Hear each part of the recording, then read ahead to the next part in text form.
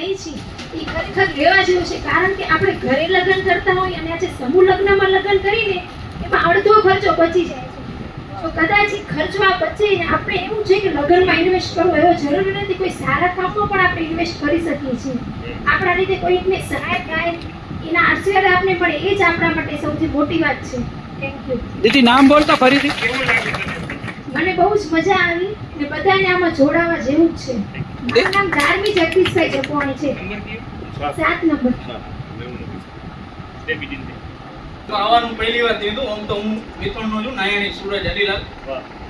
વિથોણ એક સમૂહ લગ્ન થતા હોય એટલે અહીંયા આવવાનો મોકો નતો મળ્યો, પણ મારા જ લગ્ન અહીંયા થયા. મારા મમ્મી પપ્પાને પણ વાંઢા થયા છે.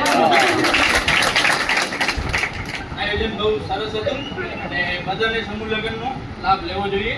તો બધાને હેલો, ભજન જયલક્ષ્મી.